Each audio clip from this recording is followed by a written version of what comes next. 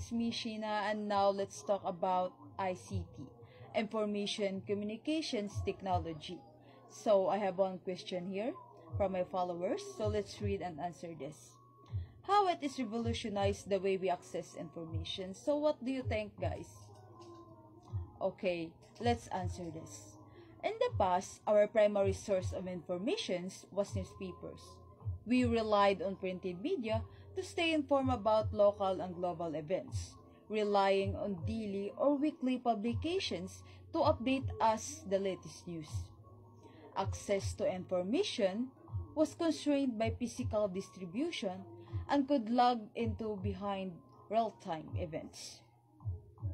However, with the advancement of technology, particularly raised to social media platforms like Facebook, Instagram, and Twitter, the landscape of information dissemination has dramatically changed.